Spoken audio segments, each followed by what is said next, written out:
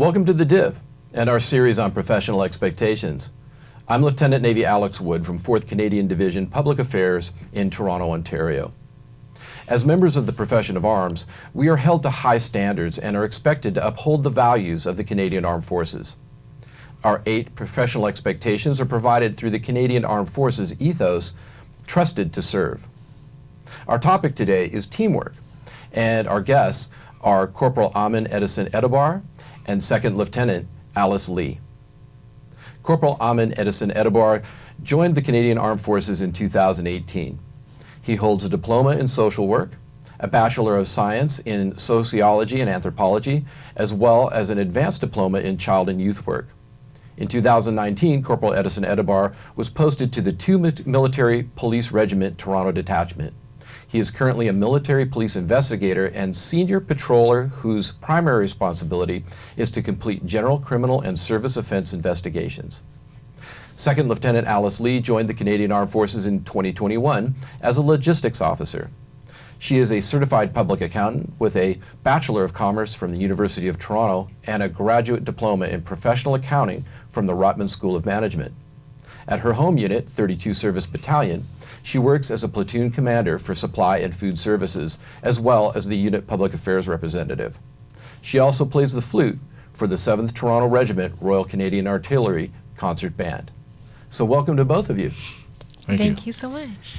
So I always start off with sort of an introduction and getting to know folks a little bit better. I always find it's really interesting when we have conversations and find out a little bit about members and how they sort of came to the military and whatnot. So Alice, I'll start with you. I know that you've had a really interesting background doing some beauty pageants in the past and also in the civilian world as a CPA. What compelled you to join the military? When I was very involved in the beauty pageant industry, competing and also working as an accountant, something that never changed was the dedication and the time that I always wanted to spend in the community, volunteering, working with different nonprofits and charitable organizations. And as I wanted to just do a bit more and give back more, I kept thinking to myself, what's that next step? What more can I do? And I realized that next step could be a career change with the Canadian Armed Forces. So that's why I applied. And Amin, for yourself, mentioned your educational background, but you had shared with me before we started here that you as well have a real strong background, a lot of experience in community and social services, and now have joined the forces as a military police officer. Why an MP? In the last couple of years, there's been so much emphasis on mental health, supports, and you would ask yourself, what can I do to serve the country and provide my skill set to where it is most important? Having worked within the community, working with seniors, having worked within the community, working with the youths, you're saying, what's the next challenge you want to see? And the opportunity came for me to be part of the Canadian Armed Forces, knowing fully well that after all that happened in Afghanistan, all the PTSD, all the mental health challenges, it will be proper and it will be good to see how well I could fit in and bring in my interpersonal skills, my social work skills, my ability to connect where there seems to be a challenge. And the best place for me was to go into the Canadian Armed Forces and provide that support. And I am so happy that I chose the right trade, which is being in the military police, because over time or with experience, there are calls that you get that could just require you one simple word, some nice soothing word that shows empathy, and that's where policing comes in. And with modern day policing, where there's emphasis on mental health, I would start from the Canadian Armed Forces Military Police section and unit to see how best I could support my team. So that brings us to the topic is teamwork, right? Today, that's one of our professional expectations, and I think that probably most people think of that in some context when it comes to the military, because even if you're not a military person, you have some sense that it's a large group of people, and we do coordinated types of missions and all of that sort of thing. But I think there's another context that is really important for us to look at, and that is within our professional development, right? So, when we think of teamwork, Alice, what would you describe, or how would you describe being part of a team within the Canadian Armed Forces, or maybe more particularly your job as a logistics officer at 32 Service? With 32 Service Battalion, we're combat service support. So teamwork and that coordination is even more important than ever. We're there to provide whatever it is that others need. And in my unit and the companies within my unit, we work very closely in order to orchestrate that support. Without the coordination of teamwork, we would not be able to provide the right thing in the right place at the right time. That's what logistical support is all about. As an example, you've joined us for our tactical sustainer exercise. It was a training exercise weekend at Canadian Forces Base Borden, and there was so much teamwork and coordination that had to go into that exercise to make it happen. Even from just planning the exercise itself, every single person in the company and in the unit plays a very vital role. Everyone is a part of this bigger puzzle, but you will not have the entire puzzle if you have a puzzle piece missing. So we're working with all members of the unit in trying to prepare and plan for such training exercises. And that really shows how, even on a day-to-day basis, teamwork is always playing a crucial role in our job. And that's always been something that we really need to rely on in order to get what we need to do done. And now, in terms of military policing, we think again in the military context of working, as Alice has described, within her unit, within the support trades and other groups that they provide services to. But there's some other aspects a lot of times when we think of, like, say, for example, domestic operations, and we're working with government partners from, say, the province or federal government or others, municipal even, military policing. You had mentioned to me earlier that your area of operations is quite extensive, from Oshawa to Windsor, right? Talk to me about how you create the conditions for teamwork within your area, and specifically as it relates to military policing. The acronym TEAM, which says together everyone achieves more. You tend to look at what's the objective here. The common objective is making sure that our establishments, ranging from Oshawa through to Windsor, where there is a Department of National Defense building, structure, armory, whatever name you want to call it, units, there has to be security. There has to be protection of our troops.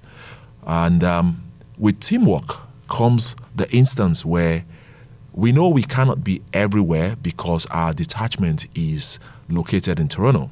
But what does teamwork tell us? As a unit or as a detachment, we need to liaise with Sarnia Police, for example, where if there are incidents at the armory in Sarnia, we would say, could you attend the scene for us? Because we are all a team, and the objective is to make sure that the scene is secure, our troops are secure.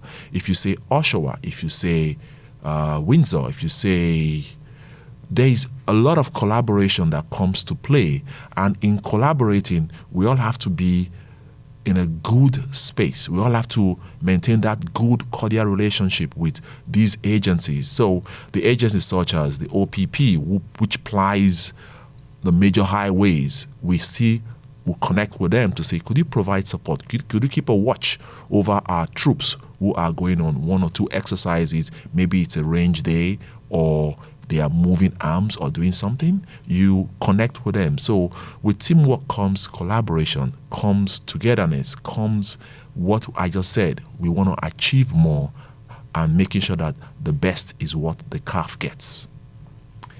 So really, it's broader than just the military units, the military members. Correct. This is interfacing with, as you mentioned, those civilian partners and other agencies, and how many there must be between Oshawa and So Windsor, many, right? so many of them. You have the CBSA, for example, which you might think that, oh, we might have we have no connections with them, we have really no business, but you would have members who have to come into the country or who might have one or two things to deal with, and you say to yourself, who is the best? Because right now, if we say a comparative advantage, because we know that we are in Toronto, we can't be at every airport or at every port of entry. So how best do we achieve what we want to achieve? We say, hey, the guys on CBSA, let's get something done. Let's help us out here. Look out for XYZ person. Let him get in here safe. We say to the guys in, for example, Barrie Police or, for example, Hamilton Police. There is some Hamilton Police detachment, for example, close by John Foote Armory. And there are things that happen around there that could be challenging to us getting there on time. What we simply say, hey guys, help us out here and provide the required need as it is. And that helps us and that makes the job easier for us. If there's no teamwork in that place, you could imagine you going on a long drive to Sanya, that there's a call and you need to go to Sanya. You will say to yourself, the call would have finished. Whatever it is that you need to go figure out there would have ended while you're still on the way getting to that place. So it's without teamwork, we will not be able to achieve the things that we set out to achieve as a policing unit within the CAF. I want to talk to you both a little bit about diversity in the context of teamwork. And what are your thoughts, Alice, about how diversity creates a stronger and more cohesive team within the CAF? That's a great question. I think when it comes to diversity, everyone has different strengths and weaknesses. And something that we can give people the opportunity to do is to come and bring forward whatever they can contribute, whatever greatest asset they can contribute in the roles and the trades that they have within the CAF. So in terms of teamwork, when everyone is able to be in a role where they are contributing their greatest asset, that makes our team even more stronger. So, for example, with combat service support, if you are someone on a tasking and combat service support is trying to support you, we really need everyone to be able to do their wide diversity of functions in combat service support in order to provide everything that is needed. For example, if you're in the middle of an exercise or a tasking, you don't want to run out of water. That was someone's job. You don't want to show up somewhere and maybe there's no washroom facilities. Maybe someone forgot the fuel. You can't have that happening. So everyone has such a specific role, and everyone has the opportunity to choose and strive for the role that best fits their strengths and weaknesses. And I think we can really take advantage of the diversity we have in the different skills and talents that everyone has on a team, and that's how we can get the strongest team possible. And I always find it really fascinating when I meet different people in the military, because just like when I introduced the two of you, your educational backgrounds, for example, very different, you know, in terms of your educational degrees and those sorts of things. And yet, here we are bringing those skill sets to bear. So, talk to me a little bit about that in terms of Amin, as you said before, in terms of your experience, working with youth, working with seniors and community, and that educational background of again, community and social service, now bringing these sort of diverse elements of experience and education. How does that contribute to making say, for example, in your case, a better military policing group? Yeah, thank you. When it comes to bringing a diverse array of experience, you look at, what do I have that makes me better? Or not better, what do I have that makes me special? My listening skills, my empathy skills.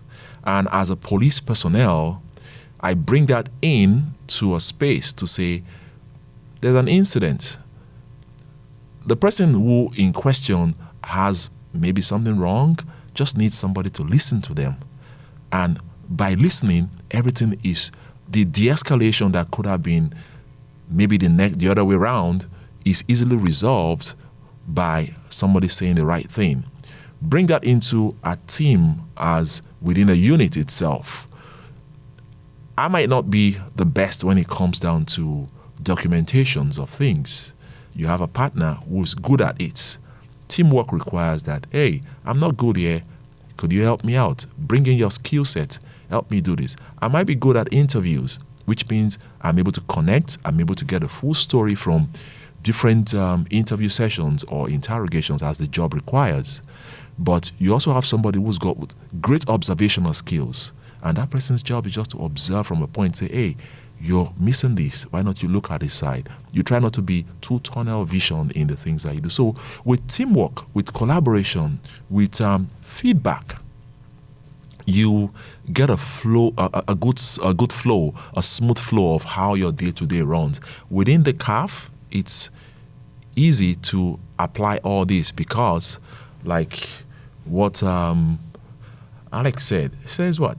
Alice says, she said, logistics. There are times when, as a unit, we require additional, let's say, logistic support going to the ranges, and all our vehicles are not available to run it. We go to logistics and say, hey guys, could you do this for us? As a team, they help us out because at the end of the day, we all want to be prepared for everything that we do as a force. So they assist us, we go ahead, we do what we have to do, everything is done right. So my experience, my skill set mixed with Alice's experience and skill set, or any other person within my unit, makes every process, every mission successful at the end of the day.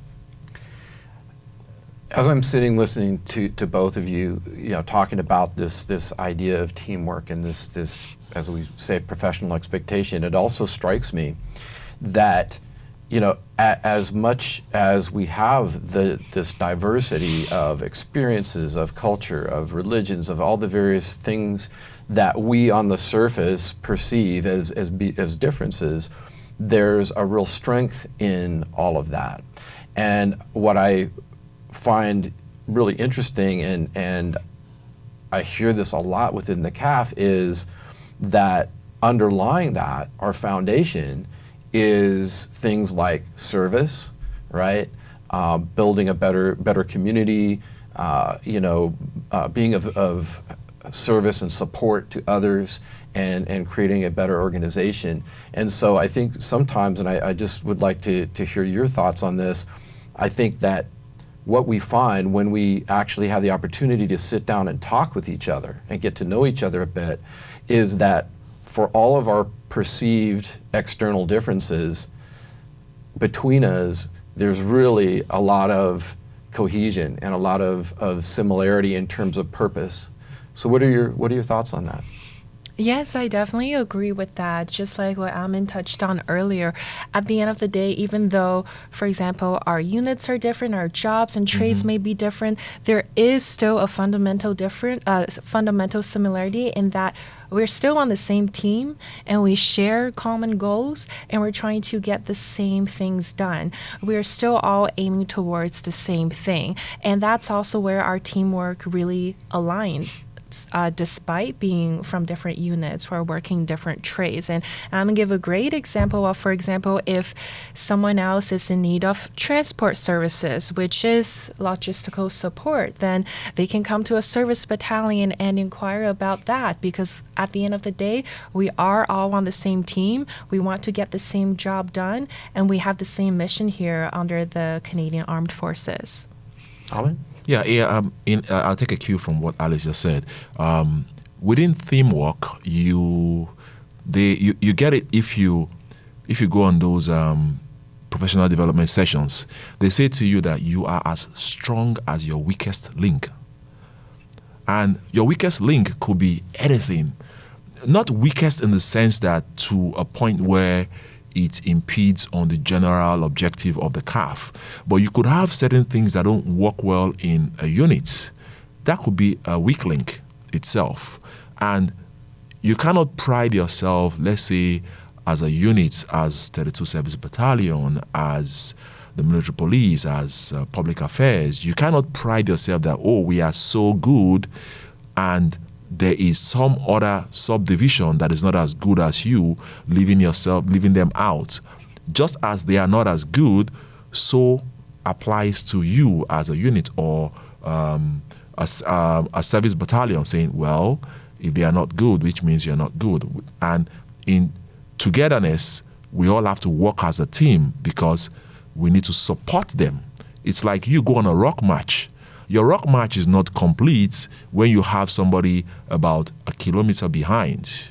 You still have to go back. Nobody's left behind in everything that you do. So if we go applying teamwork, if we go applying togetherness, if we go applying combat readiness, we would only be combat ready when we leave nobody behind and we all go to the end point or the destination we want to go to. We just have a minute or so left, so just briefly, just would like to know from each of you what's next. I know, Alice, you just completed your logistics land course, right? So getting ready to take the next step in your career. What do you look forward to? I look forward to getting back to the unit. I was away in training in Quebec for a while, so it's really exciting to just get involved again, help out wherever I can, and just keep contributing back and serving my country. And Amin, what about yourself? What's next in your career? Next for me will be my what we call my PLQ, and that's going to empower me to be in a leadership or in a teaching role, which I hope to achieve soon.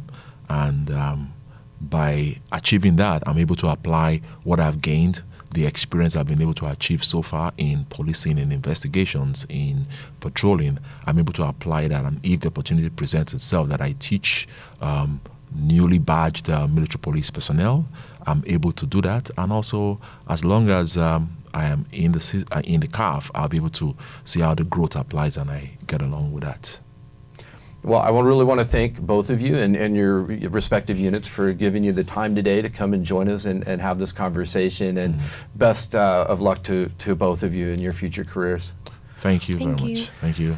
Well, this is our edition of Professional Expectations on Teamwork. I thank both of our guests for joining me today. And don't forget to follow 4th Canadian Division on social media. We'll see you next time.